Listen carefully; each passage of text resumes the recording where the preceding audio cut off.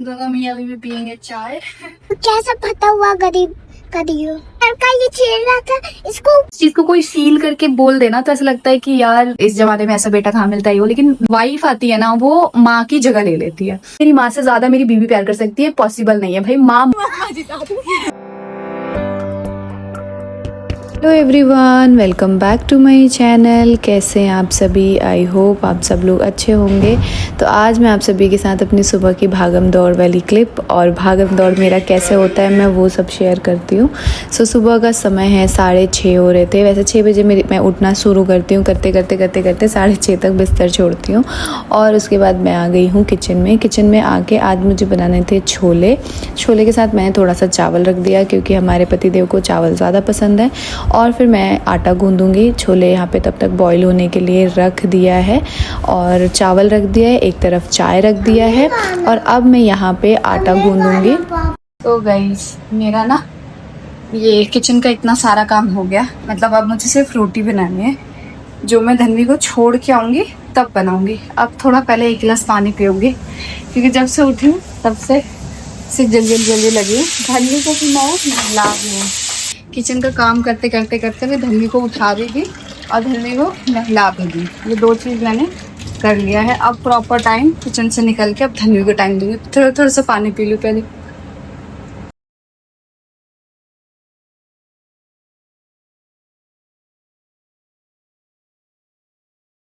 नहीं बेटा, जमीन पे थोड़ी गिरा है। मैं ये पूछ रही हूँ अभी आज सैंडविच खाओगे? खा लो, स्कूल में भी दे दूंगी, आप खा लो, ठीक है? ज्यादा बना दे, स्कूल में भी खा लेना, आप भी होकर। मम्मी बाल खोल दो। धन्वी अच्छे नहीं लगोगे ना, आप मम्मा की बात नहीं मानते हो। एक भी आपकी पापा ने क्या बोला ना? आप बात बताओ मुझे, पापा क्या आपको स्कूल लेने जाते हैं? पापा को तो वो चीज नहीं पता हो, मम्मा को पता भी है आपको। फिर आज आप स्विमिंग मत करना, नहीं करोगे? नहीं। ठीक है, मैम को बोल देना मैम मैं स्विमिंग नहीं करूंगी, ठीक है? ठीक है। वो तो बिना पूछे करवाती है मुझसे। बिना पूछे? हाँ। तो सारे आपके फ्रेंड्स करते हैं ना, वो तो ठीक हो जाएगा धन्वी। वो आपने सुबह कुछ खाया नहीं है ना, इसीलिए दर्द है। अभी आप कुछ खा लोगे वो ठीक हो जाएगा। हम आपको तो स्कूल जाना है, आपको स्कूल जाना है ना, तो आपको आपका हेयर स्टाइल एकदम कंफर्टेबल होना चाहिए जिससे कि आप आराम से एंजॉय करो। आपके स्कूल में स्कूल ड्रेस इसीलिए तो नहीं है ताकि अगर स्कूल ड्रेस होता तो जो बच्चे हैं वो अच्छे से थोड़ा सा एक्टिविटीज के लिए उनको चेंज करना पड़ता। पतिदेव में थोड़ा सा लेट है, तब तक मैंने सोचा अपना एक और काम कर लेती हूँ, रोटी बना लेती हूँ। हाँ वही डाल दो ताकि मेरे को आऊँ तो मैं आराम से इनके साथ बैठूं और नाश्ता करें।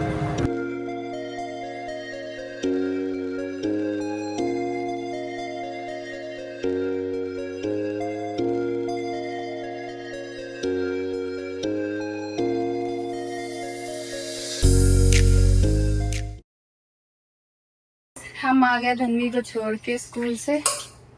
अब दोनों मियाँ बीवी पियेंगे चाय पति तो जाएंगे स्कूल ऑफिस तो मैं कह रही थी, और हम करेंगे आराम भी। आज मेरे को शूट करना है चाय हमारी। सो गाइस अब मैं जा रही हूँ धन्वी को स्कूल से लेने के लिए। मैंने सुबह ही मैं ना जब धन्वी को छोड़ के आती हूँ मैं तभी ड्राइवर कर देती हूँ, लेकिन आज पता नहीं क्या हुआ, वो भैया लास्ट मोमेंट पे 4:45 पे मुझे कॉल करके कह रहे हैं कि मैं नहीं आ पाऊँगा। फिर मैंने दूसरा ड्राइवर बुक किया है, अभी वो बस आने वाले हैं। 11:55 यहीं हो गया है। ये थोड़ा सा रिस्क तो है बट हम जब तक हमें कोई ड्राइवर नहीं मिल रहा है हमको ऐसे ही मैनेज करना है। ऊपर से मैं गाड़ी की चाबी भी नहीं लाई। फाइनली जो ड्राइवर है वो आ गए हैं एंड अभी हम लोग जा रहे हैं। तो जल्दी नहाई हूँ मैं आज और फिर एक ना आईब्रोज अभी बनवा के आई, फिर आ गया। एक तो ना मैं आईब्रोज अपने बहुत परेशान। नहीं आज स्विमिंग, ये आई कार्ड रखो। अब मुझे इधर आओ कम आपने स्विमिंग किया आज? और ये कैसा फटा हुआ गरीब करियो? हाँ है? ये डिजाइन है। हाँ तो एक लड़का ये छेड़ रहा था, इसको ऊपर कर लो, तो मैंने बोला अरे ये डिजाइन है, मेरी मम्मी ने मंगाया है। फिर हाँ बस यही कुछ बोलो। मजा आया आपको स्विमिंग करके? आज ना मैंने एक ब्लॉग डाला था, पहले मैं गेट बंद करती हूँ, और उस ब्लॉग का मैं कमेंट पढ़ रही हूँ। मुझे इतना अच्छा लगा ना उस ब्लॉग का कमेंट पढ़ के, क्योंकि ये कुछ चीज़ें ऐसी होती है ना जो हम फील किए होते हैं और हमारे साथ वो चीज़ें हुई होती हैं, और जब उस चीज़ को कोई फील करके बोल देना तो ऐसा लगता है कि यार ये हमारा एकदम सच्चा सब्सक्राइबर है, एकदम दिल से ये हमसे कनेक्ट है। वही चीज़ आज मेरे साथ हुई। जैसे मैंने कल ब्लॉग शेयर किया था जिसमें पतिदेव बहुत ज़्यादा रो रहे थे, इमोशनल थे मम्मी के लिए, तो उसमें पतिदेव को के वो सबने बोला है कि आजकल के इस जमाने में ऐसा बेटा कहाँ मिलता है वो, लेकिन लोगों ने मुझे भी बहुत अप्रिशिएट किया कि क्योंकि शादी के बाद चीज़ें ऐसी हो जाती है, बहुत सारे बहुत अगर नहीं होती है लेकिन बहुत जगह ऐसी होती है कि जो वाइफ आती है ना वो माँ की जगह ले लेती है। ये होती है, बहुत सारे यहाँ पे होती है, जगह ले लेती है। वैसे तो कोई किसी की जगह ले नहीं सकता है, बट ऐसा होता है। थोड़ा सा हस्बैंड अपनी माँ के लिए कुछ खरीद दें तो मुंह बना लेती हैं, थोड़ा सा कुछ एक्स्ट्रा प्यार दिखा दे तो मुंह बना लेती है। तो धीरे धीरे ना वो हस्बैंड्स लोग ना कम कर देते हैं वो चीज़ करना, क्योंकि फिर वो कलेश होने लगता है ना हस्बैंड वाइफ में, तो इससे ना थोड़ी सी दूरियां बन जाती है मदर और बेटे में। बट उस चीज़ के लिए आप लोगों ने मुझे इतना अप्रिशिएट किया कि आज अगर मेरे हस्बैंड और मेरी सासू माँ एक दूसरे से मेरी शादी के 6 साल में भी इतना कनेक्ट हैं, तो कहीं ना कहीं उसमें मेरा भी योगदान रहा है। तो उसके लिए दिल से थैंक यू कि आपने मेरी वो चीज़ समझी जो मैं सालों से कर रही हूँ इस रिश्ते के लिए, वो चीज़ आप लोगों ने समझी और उस चीज़ को मुझे मेरी तारीफ़ की। और जब ऐसी चीज़ें कोई समझ के तारीफ़ करता है ना तो सच में बहुत अच्छा लगता है। एक्चुअली मैं आज आपको इस चीज़ से रिलेटेड एक चीज़ बताती हूँ। जो मेरे हस्बैंड है ना, मतलब जो मेरे फादर हैं, मतलब मेरे जो ससुर है, वो शुरू से ना उन्होंने काम पे फोकस किया, बहुत ज़्यादा काम पे फोकस किया। शुरू से उनको था कि हमको बच्चे के लिए ये करना है, बच्चों का फ्यूचर के लिए, तो उन्होंने काम से पे फोकस किया। जो मम्मी की दिल की बातें होती है ना, जैसे हम होते हैं, हमारे दिल की कोई बात हम अपने हस्बैंड से शेयर कर लेते हैं, बट जो मम्मी की बातें होती थी ना दिल की, या कोई भी ऐसी बातें होती है या घर में कोई ऐसी छोटी मोटी चीज़ें, तो ना वो पापा से नहीं शेयर कर पाती थी, क्योंकि पापा का जो ऑफिस है वो बहुत बिजी था उनका, मतलब गवर्नमेंट थे और गवर्नमेंट सर्विस में थे, तो वो बहुत बिजी थे, तो उनको नहीं टाइम मिलता। तो वो छोटे से ही ना सुमित से सारी चीजें शेयर करती थी। ठीक है, अब देखो इस एक चीज मैं बता देती हूँ, मैं नहीं चाहती कोई नेगेटिविटी फैले। जैसे मेरे घर में है, मेरे मायके की फैमिली में है, तो शुरू से जो मेरी मम्मी है ना, उन्होंने हर एक छोटी मोटी बातें मेरी जो छोटी बहन है मेरी रानी, उससे शेयर किया। लेकिन इसका मतलब ये नहीं कि वो मुझसे मेरे भाई से प्यार नहीं करती, यानी प्यार करती है, बट वो अपनी दिल की हर बात, उनको ये लगता है कि रानी ज्यादा समझ पाएगी, तो वो रानी से शेयर करती है, मुझसे और मेरे भाई से नहीं करती है।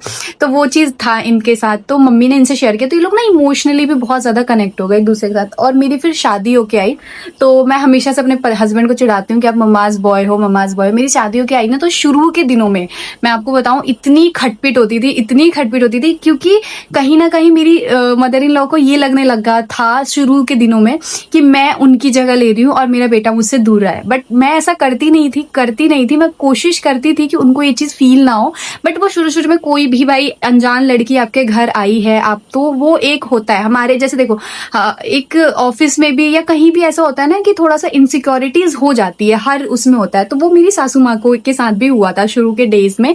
इनफैक्ट हमारे जो भी रिलेशन में रिलेटिव्स हैं उनको भी ये चीज़ थोड़ी सी लगने लग गई थी कि अरे अब तो सुमित और जो मम्मी है वो थोड़े से डिस्टेंस हो जाएगा, क्योंकि भाभी आ गई हैं या निक्की आ गई है या जो भी। तो मम्मी को भी ये लगता था, इनसिक्योरिटीज की वजह से ना मेरा और मम्मी का जो रिलेशन है वो थोड़ा बहुत डगमगाना शुरू हो गया था। स्टार्टिंग के डेज में मैं आपको बताती हूँ बहुत खिटपिट होती थी। वो एक अलग चीज़ है कि मैंने वो चीज़ यूट्यूब पे नहीं लेके आई, और उस टाइप ऐसी सिचुएशंस होती थी तो 2-2, 3-3, 4-4 दिन ब्लॉग्स नहीं आते थे। बट हाँ, अब क्योंकि ऐसा लाइफ में ऐसा कुछ है नहीं, तो मैं आप सभी के साथ बहुत बेफिक्र से शेयर कर सकती हूँ। और कहीं ना कहीं हमारे हर रिलेटिव्स, सबको, पूरी फैमिली को सबको पता है कि ये था, क्योंकि वो ऐसा होता था, मम्मी को ऐसा लगता था कि ऐसा हो रहा है, मेरा बेटा मुझसे दूर जा रहा है। ठीक है, और लेकिन कहीं ना कहीं मेरा, इनफैक्ट आपको पता है मेरे पूरे वीक में मैं अपने हस्बैंड को ये बोलती थी, क्योंकि वो शुरू से ना मम्मी के साथ सोते थे। एक होता था ना, एक हॉल एरिया होता था जब हम गवर्नमेंट क्वार्टर्स में रहते थे, तो एक बेड पे मम्मी सोती थी, एक इस साइड बेड पे मेरे हस्बैंड सोते थे। सो वो चीज़ भी थोड़ा सा, एकदम से अब मेरी शादी हुई तो ये चीज़ भी थोड़ा सा डिस्टेंस हो गया। तो मैं उनको अपने हस्बैंड को बोलती थी कि आप वीक में एक दिन ना मम्मी के पास सोया करो। और मैं शुरू से ना मैं बड़ी वैसी नेचर की हूँ, मुझसे ना सीरियस टॉपिक, सीरियस बातें, घरेलू बातें, इधर की मिलाना उधर, उधर का, ये सब चीज़ों में ना मुझे इंटरेस्ट नहीं आता है। तो वैसे भी कोई सीरियस मैटर होता था ना मेरे हस्बैंड को वो मुझसे शेयर करते थे, तो उस टाइम नहीं आता था। बट अभी तो मैं हो गई हूँ भाई, मैं इतना मिच्योर हो गई हूँ ना। लेकिन उस टाइम ऐसा होता था कि कोई सीरियस टॉपिक होता था, मैंने क्या ही पकाऊ टॉपिक है, आप जाओ ये बात ना मम्मी से कर लो। तो मैं उनको भेज देती थी कि जाओ ये सीरियस टॉपिक है, आपको चाहिए तो मम्मी से कर लो। तो मैं उनको ये भी बोलती थी कि आप वीक में एक दिन ना मम्मी के साथ सोया करो, मम्मी के पास सोया करो, क्योंकि वो अपनी दिल की बात आपसे शेयर कर दें। वो मतलब मैंने अपने हैंड से ना पूरी कोशिश की थी स्टार्टिंग के मतलब शादी के बाद भी, कि मेरे हस्बैंड और मेरी जो मदर है उनका जो रिलेशन है वो ना बिगड़े 1% भी।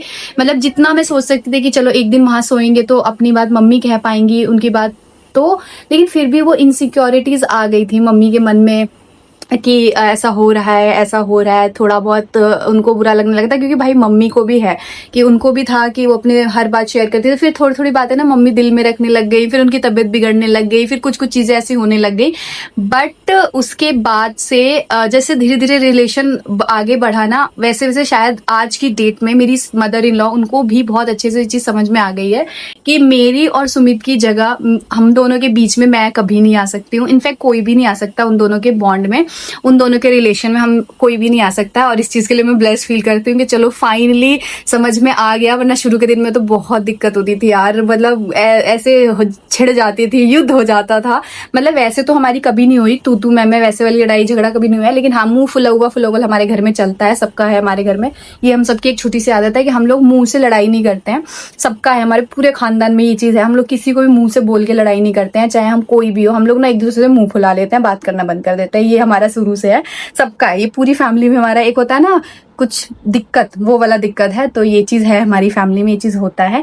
तो वो उस टाइम पे भी ऐसे ही होता था, मम्मी मुंह फुला लेती थी, फिर वो मुझे कुछ कहती थी तो मुझे बुरा लग जाता था, फिर मैं कुछ कहती थी तो उनको बुरा लग जाता था, थोड़ा बहुत ऐसे ऊपर नीचे ये वो। लेकिन टचवुड भगवान जी, और इस चीज़ को आप लोगों ने आज फील करके कमेंट किया, इसके लिए थैंक यू सो मच। कि उस जोन से जब मैं निकल के इस जोन में आई हूँ ना, तो मुझे अच्छा लगता है कि हाँ यार, पता है मुझे ये लगता है ना कि एक माँ बेटे का जो रिलेशन है वो वैसा होना चाहिए। एक माँ बेटी का रिलेशन कोई भी किसी भी इंसान का जगह नहीं ले सकता, और ना ये कोई वो करे ना कि मेरी माँ से ज़्यादा मेरी बीवी प्यार कर सकती है, पॉसिबल नहीं है भाई। माँ माँ होती है, बीवी बीवी होती है, प्यार करती है, बहुत प्यार करती है, लेकिन फिर भी माँ का प्यार एक अलग होता है, एक बीवी का प्यार अलग होता है। ये चीज़ है, बहुत मेच्योरिटी के साथ मैंने इस चीज़ से आप लोग को बात करी। कहीं ना कहीं इसका पूरा क्रेडिट मेरे हस्बैंड को जाता है, जिन्होंने मुझे उम्र से पहले मेच्योर बना दिया। और बाकी ये यूट्यूब की कमेंट जो नेगेटिव कमेंट्स वाले हैं उनका क्रेडिट है, क्योंकि उन्होंने मुझे उम्र से पहले इतनी अच्छी बातें करना सिखा दिया। और बस यही चीज़ थी, मैंने सोचा कि आज अपने दिल की ये बात शेयर करती हूँ। और मैं आपसे भी यही बोलूँगी, मेरे अगर आपकी नई शादी होने वाली है तो नई जब शादी होती है ना, शुरू में बहुत अप्स एंड डाउन्स आते हैं यार ससुराल में, बट वो शुरू के दिन ही होते हैं जब आप अपनी इमेज अपने ससुराल में अच्छा बुरा बनाते हो। उसके बाद से जब शादी के 4-5 साल निकल गए ना, उसके बाद से तो कोई फर्क नहीं पड़ता है, क्योंकि शुरू के दिन में ही आपको लोग जानते हैं कि आप कैसे हो क्या हो। तो आप लोग को भी मैं ये सजेस्ट करूंगी, शुरू के दिनों में बहुत दिक्कतें होंगी, बट उन दिक्कतों का सामना करना, और एक ना एक दिन वो चीज़ें ज़रूर एकदम मस्त हो जाएंगे। और फिर चीज़ें ऐसी हो जाती है ना कि अगर कोई ना चीज़ें बुरी लगती हैं, ऐसे लगता है ठीक है, कोई कुछ भी बोल के चला जाए ना, फिर लगता है कि ठीक है। शुरू के दिन में तो इतनी इतनी सी बातें बुरी लगती है, क्योंकि हम आए होते हैं लाड प्यार से, अपने मायके से आए होते हैं ससुराल में। मायके में तो सभी प्यार कर रहे होते हैं, और मायके की ना थोड़ी सी बातें सह भी जाते हैं, बट ससुराल की नहीं सह पाते हैं। तो वो शुरू में तो बड़ा बुरा हाल होता है, बट जैसे जैसे जैसे साल बीतते हैं ऐसा हो जाता है कि भैया लात खानी है, बोली सुननी है, अब अपने आप को आप इस सिचुएशन के हिसाब से बना लो, तो वो बन जाते हैं। बस आज का मोटिवेशन स्पीच था ये मेरा छोटा सा। में जाते जाते एक फ्री का ज्ञान और देती हूँ।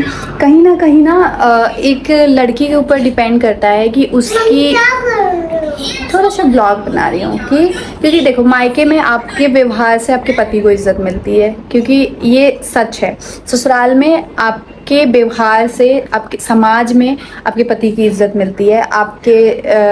आप किस तरीके से रिश्तों को चला रहे हो उस हिसाब से इज्जत मिलती है। तो यस, कहीं ना कहीं क्रेडिट मुझे मिलता है कि मेरे पति देव और मेरी सासू माँ का जो रिलेशन है वो अभी तक अच्छा चल रहा है। टचवुड, जब तक जीवन रहे तब तक ये रिलेशन ऐसे ही चले। बाकी ऊंच नीच, अप्स एंड डाउन्स, लड़ाई झगड़े हर रिश्ते में होते हैं, हर रिश्ते में होते हैं। कोई ऐसा रिश्ता नहीं है आज तक धरती पे, चाहे वो कोई भी ऐसा रिश्ता हो कि जिसमें लड़ाई झगड़ा ना हुआ हो। हर रिश्ते में लड़ाई झगड़े होते हैं, लेकिन अपने से कोशिश करनी चाहिए कि हर रिश्ते को संभाल के रखा जाए और हर रिश्ते में पॉजिटिविटी भरी जाए। तो ये सच है। और जिनकी नई शादी होने वाली है उनके लिए एक छोटा सा, शादी को 5 साल हो गए हैं तो थोड़ी बहुत सीख है। तो उस हिसाब से अपने एक्सपीरियंस के हिसाब से मैं आप सभी के साथ शेयर कर रही हूँ कि आपके बिहेवियर, आपके नेचर से आपको इज्जत सम्मान मिलता है और आपके हस्बैंड को मिलता है समाज में। सबसे अच्छी चीज़ ये है। तो इसीलिए जब मेरी शादी हो रही थी ना, तभी मेरे हस्बैंड ने ये चीज़ मुझसे बोल दी थी कि मैं बहुत इज़्ज़तदार आदमी हूँ और मुझे मेरी इज़्ज़त प्यारी है। मुझे पैसा रुपया इन सब से कोई मोह नहीं है, कुछ नहीं है। मुझे पता है कि पैसे मैं कमा सकता हूँ, मैं मेहनत कर सकता हूँ तो, लेकिन मुझे इज़्ज़त प्यारी है। और मैं आपसे चाहूँगा कि आप जीवन भर मेरी इस इज़्ज़त के साथ मुझे लेके चलो। इसीलिए कभी कभी मुझे चीज़ें ऐसी भी लगती थी ना, किसी का कुछ बुरा तो मैं उसको घोट के रह जाती थी। आपको पता है लास्ट पिछले 3-4 सालों में इतनी बीमार, इतनी ज़्यादा शारीरिक कष्ट से क्यों जूझी हूँ, क्योंकि वो मेरी ना घुटने की आदत थी। मैं घुटती थी, मैं अंदर घुटती थी, इसीलिए वो मेरे को बीमारी के रूप में निकलता था। बट अब मैं घुटती नहीं हूँ, अब मैं माइंड ही नहीं करती हूँ, अब मैं सोचती हूँ नहीं। अगर मेरे को अब कोई 2 थप्पड़ भी मार के जाए ना तो मेरे को लगता है कि ठीक है, अब अपनी तसल्ली के लिए कर लिया ना, बात खत्म। अब मेरे साथ ना वो हिसाब हो गया। पहले मैं घुटती थी, मुझे अंदर ही अंदर में घुटन होती थी। मैं कोई चीज़ देखती थी तो मुझे अंदर ही अंदर ऐसा लगता था ना कि मैं क्या कर दूँ, ऐसा वाला। बट अब नहीं होता, अब मुझे फ़र्क ही नहीं पड़ता है, सही कहूँ तो बस ये है कि थोड़ा सा अप्स एंड डाउन्स आता है, आपको मैनेज करना है। और आप अगर अच्छे रहोगे अब तो आपको, आपके पति को हर जगह इज्जत मिलेगी। और अगर आप ज़्यादा दिमाग लगाओगे, ज़्यादा सोचोगे कि नहीं मेरे सास से मेरे पति प्यार क्यों कर रहे हैं, मेरे से करे, मेरे से ज़्यादा वो करे, तो फिर आप कहीं के नहीं रहोगे, हर जगह से जाओगे। तो ये वाला है फैक्ट। तो बस इतना प्यार दुलार मुझे ऐसे देते रहिएगा कि मैं ऐसी मैच्योरिटी के साथ अपने सारे रिश्तों पे बखूबी उतर पाऊँ।